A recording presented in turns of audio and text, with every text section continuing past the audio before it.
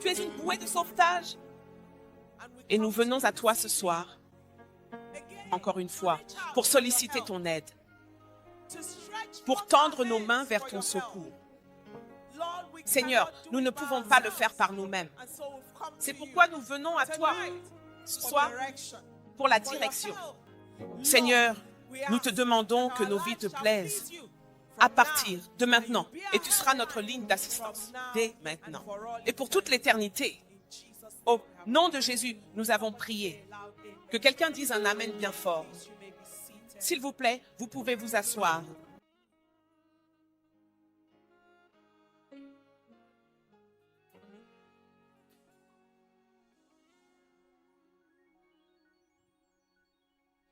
Alléluia. J'aimerais vous souhaiter la bienvenue ce soir.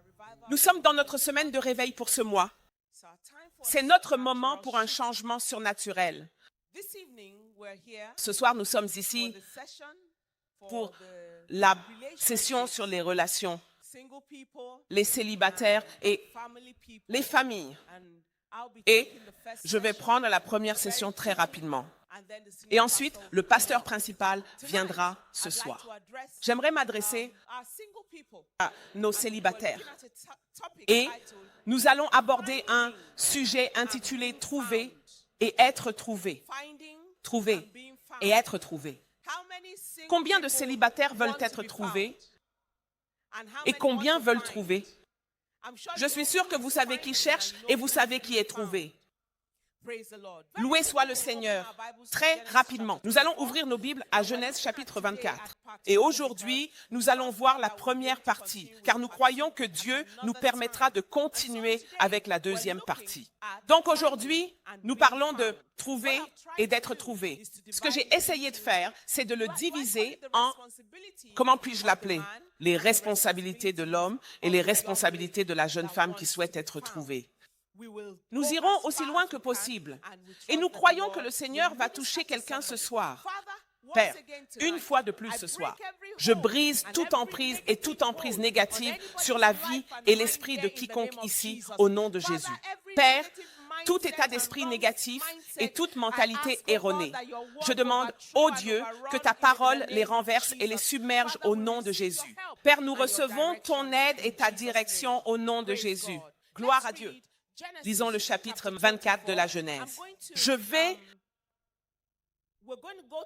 Nous allons aller au verset 12 de la Genèse 24 et nous allons commencer à lire à partir du verset 12.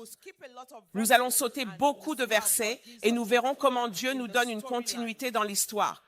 Mais le préambule, c'est qu'Abraham avait besoin d'une femme pour son fils et il avait envoyé son serviteur pour chercher une épouse pour son fils.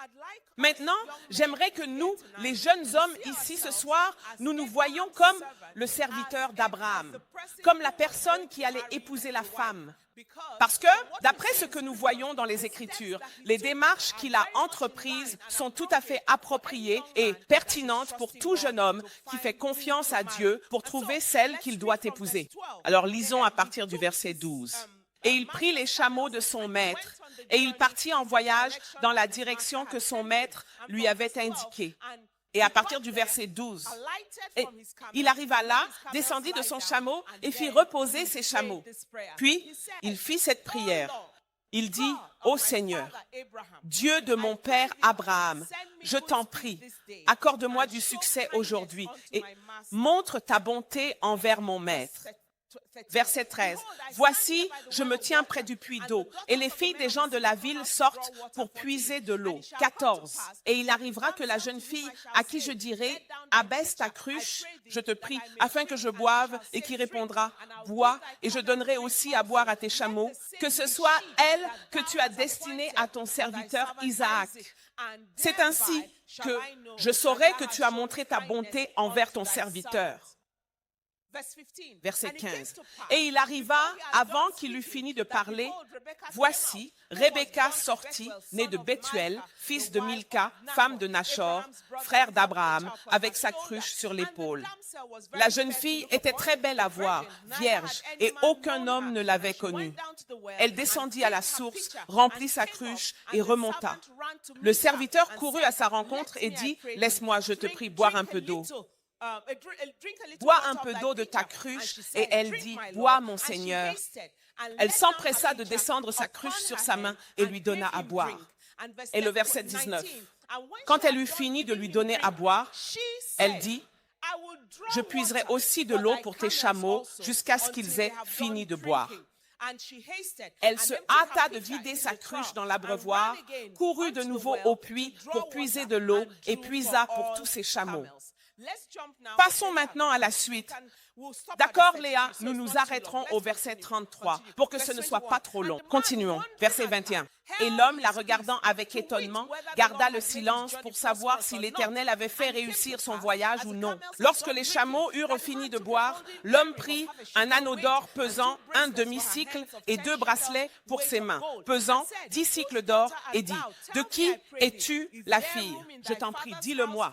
Y a-t-il de la place pour nous dans la maison de ton père? » Et elle lui répondit, « Je suis la fille de Bethuel, le fils de Milca, qu'elle a enfanté à Nahor. » Elle ajouta encore, « Nous avons aussi de la paille, du fourrage et suffisamment de place pour loger. » Alors l'homme s'inclina et se prosterna.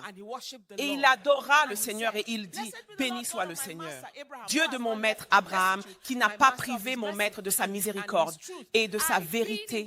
Moi, qui étais en chemin, le Seigneur m'a conduit à la maison de mon maître. » Passons à verset 30. Verset 32. Et l'homme entra dans la maison, il déchargea ses chameaux, donna de la paille et du fourrage aux chameaux et de l'eau pour laver ses pieds et les pieds des hommes qui étaient avec lui. Et on plaça devant lui de quoi manger. Mais il dit, « Je ne mangerai pas avant d'avoir exposé ma mission. » Et il dit, « Louez le Seigneur, que le Seigneur bénisse la lecture de sa parole au nom de Jésus-Christ. » Alors très rapidement, nous allons regarder quelques points concernant l'homme qui cherche, puis quelques points concernant la femme qui est trouvée. La première chose que nous voyons, là où nous avons lu au verset 12 du chapitre 24 de la Genèse, la Bible nous dit, concernant l'homme, que lorsqu'il est arrivé à son lieu de mission, où il était parti chercher une épouse, la première chose qu'il a faite a été de prier. Donc, ce soir, nous voulons examiner le fait que la prière est votre exigence la plus fondamentale pour trouver une épouse. Il est très facile, bien souvent, de simplement agir. Dès que je vois une jolie fille, le genre de personne que je veux épouser, le type de teint, la taille, l'ethnie, ou quels que soient vos critères, oh oui, je vais juste la regarder. Je vais vérifier sa famille pour voir si tout va bien et ensuite je suis prêt à me marier. Mais, bien aimé, l'élément fondamental pour trouver une épouse et une bonne épouse, c'est la prière. La prière est la condition requise. Mon pasteur principal décrit la prière lorsqu'il s'agit de la question du mariage comme le fait de fournir la matière première à Dieu pour qu'il fabrique le vêtement qu'il va vous faire porter. En supposant que votre future épouse ou votre futur mari soit comme un tissu, un vêtement, une robe ou un costume que vous allez porter, votre prière fournit la matière que Dieu utilisera pour coudre le vêtement ou l'objet que vous porterez sur vous, c'est-à-dire une épouse ou un époux. Votre dépôt de prière c'est un facteur déterminant de la qualité de l'épouse que vous aurez. Et quelqu'un dira, ce que tu dis là, j'ai prié. Est-ce que je n'ai pas prié? Je ne parle pas de se plaindre. Je ne parle pas, vous savez, de frapper dans le vide. Au nom de Jésus, aujourd'hui, je déclare que mon mari doit se manifester. Ou bien, je déclare qu'en ouvrant les yeux après cette prière, si je regarde à gauche, je verrai ma femme. Non. Nous parlons d'une prière réfléchie. T'assieds avec la parole et tu identifies. Dans les Écritures, pourquoi dois-je me marier? Et tu vois dans les Écritures que la Bible dit. Au commencement, Dieu créa les cieux et la terre. Et au verset, dans Genèse chapitre 1, verset 23, il dit, faisons l'homme à notre image, homme et femme. Dieu les créa à son image. Et tu vois dans l'Écriture, il est écrit, nul ne manquera de compagnon. Nous voyons dans l'Écriture, la Bible dit, il n'est pas bon que l'homme soit seul. Faisons-lui une aide semblable. Alors Seigneur, je prends ces trois Écritures, je te les présente. Je déclare que tu es censé, je suis censé avoir un compagnon que tu as préparé pour moi. Seigneur, conduis-moi vers ce compagnon.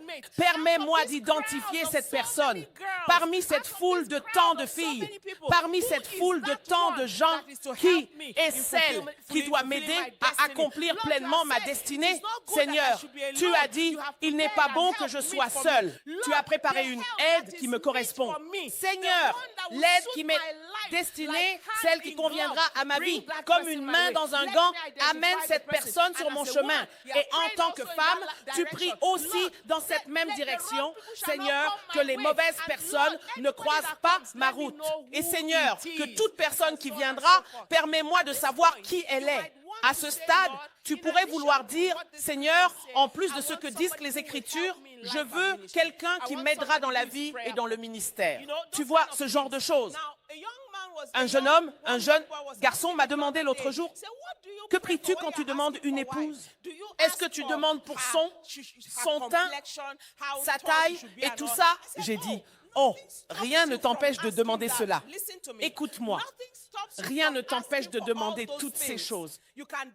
Tu peux la décrire, tu peux même peindre le portrait de ce que tu veux et le regarder. Mais je lui ai dit, parfois, quand on met trop de Maggi et trop de curry, ça devient une tâche ardue d'identifier cette personne. Il y avait une réunion où j'étais un jour et je prêchais et j'ai dit, par exemple, une jeune femme dit, Seigneur, donne-moi un mari. Écoutez ceci, tu sais que je suis Igbo et que je viens de l'état d'Anambra, donc je veux un homme d'Anambra. En fait, je veux un homme de ma circonscription locale. Je veux qu'il soit médecin. Mon pasteur est médecin. Je veux qu'il soit capable de prier en langue pendant 6 heures d'affilée chaque jour. Je veux qu'il soit grand, 1m90. Je veux qu'il ait une Mercedes-Benz et une BMW. Est-ce que tu comprends où je veux en venir? Il est tout à fait possible que Dieu te trouve cet homme qui vient de ton village, qui vient de ton état, qui est clair de peau et qui est peut-être médecin, mais il ne mesure pas 1m90 et il prie 1 heure ou 2 heures par jour. Les 6 heures l'ont disqualifié. Ou bien, je ne sais pas si tu comprends ce que je dis. Il est très important d'avoir des critères génériques dans lesquels la personne peut s'intégrer plutôt que de réduire à des exigences trop spécifiques qui rendent la chose impossible. Et donc, quelqu'un se présente, mais il ne correspond pas à tous ces critères et il n'y a aucune place pour que tu te demandes, est-il vraiment possible que ce soit la personne que Dieu m'envoie? Donc, la prière est nécessaire. Notre prière doit couvrir ce qui est essentiel de façon générale, ce dont tu ne peux absolument pas te passer. Tu sais, il y a des choses dont tu ne peux vraiment pas te passer. Par exemple, l'homme n'arrivera peut-être pas déjà avec une Mercedes-Benz et une BMW, mais il peut correspondre à cette image plus tard dans votre vie de couple. Alors ne te limite pas à aujourd'hui. Et ne te prive pas d'entrer dans ce que Dieu a prévu pour toi. Gloire au Seigneur.